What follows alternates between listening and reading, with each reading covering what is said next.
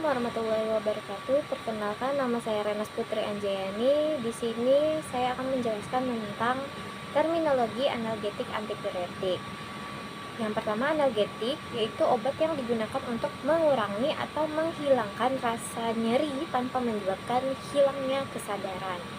Yang kedua, antipiretik yaitu obat yang digunakan untuk menurunkan demam dengan memengaruhi pusat pengaturan suhu di hipotalamus. Selanjutnya, antiinflamasi yaitu obat yang digunakan untuk mengurangi peradangan atau inflamasi dalam tubuh. Yang keempat, narkotik, jenis obat analgetik yang bekerja pada sistem saraf pusat dan memiliki potensi menyebabkan ketergantungan. Selanjutnya, non-narkotik, yaitu jenis obat analgetik yang tidak menyebabkan ketergantungan seperti paracetamol dan NSAID.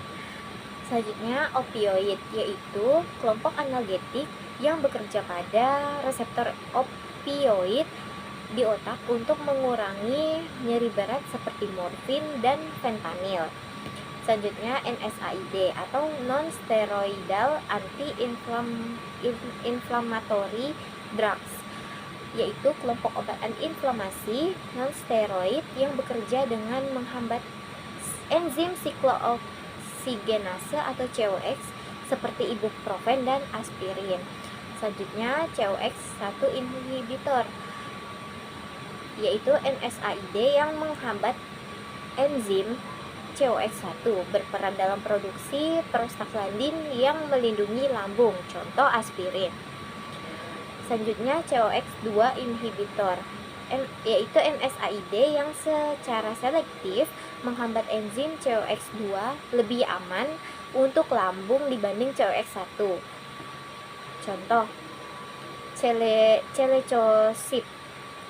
Selanjutnya, antipiretik sentral, yaitu obat yang menurunkan demam dengan bekerja langsung pada hipotalamus, contoh paracetamol.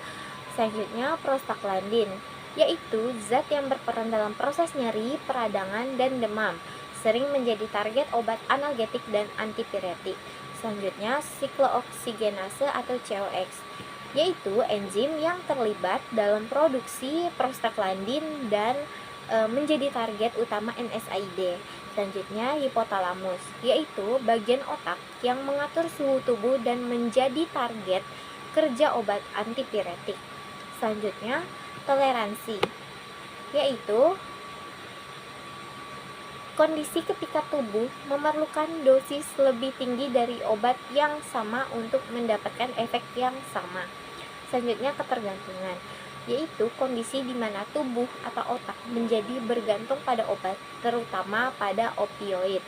Selanjutnya, gastrointestinal bleeding atau pendarahan pada saluran cerna akibat penggunaan NSAID dalam jangka panjang.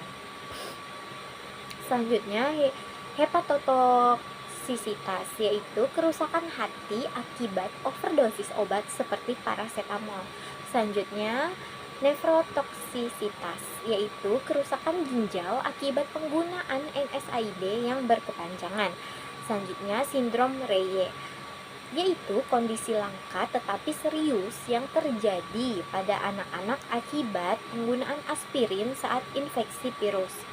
Selanjutnya, overdosis opioid, yaitu kondisi berbahaya akibat konsumsi opioid berlebih yang dapat menyebabkan depresi, pernapasan, hingga kematian. Selanjutnya, saya akan menjelaskan tentang spesialis analgetik antipiretik. Yang pertama, analgetik non-opioid, yaitu mengurangi nyeri ringan hingga sedang, sering juga sebagai antipiretik. Contoh obatnya paracetamol atau acetaminophen, obat patennya Panadol dan Sanmol. Selanjutnya, metamizol atau disebut dipyron, obat patennya Novalgin dan Scaflam. Selanjutnya, yang kedua, NSAID atau non-steroidal anti-inflammatory drugs, analgetik, antipiretik, dan antiinflamasi. Yang pertama, ibuprofen, contoh obat patennya Advil dan Brufen. Selanjutnya, aspirin atau asetil salisilik acid, Contoh obat patennya Ascardia dan Bayer aspirin. Selanjutnya naproxen. Obat patennya Aleve dan Cenobit. Selanjutnya ketoprofen. Contoh obat patennya Oruyail dan Fastum.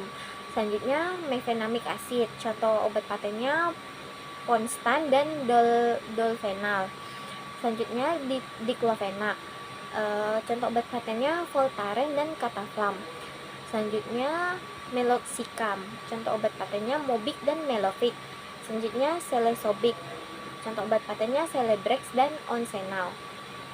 Selanjutnya yang ketiga, analgetik opioid, yaitu untuk nyeri sedang hingga berat, memiliki potensi ketergantungan. Contoh obatnya morfin. Obat patennya MS Contin dan Kapanol. Selanjutnya oxycodone. Contoh obat patennya Oxycontin dan Percocet. Selanjutnya tramadol.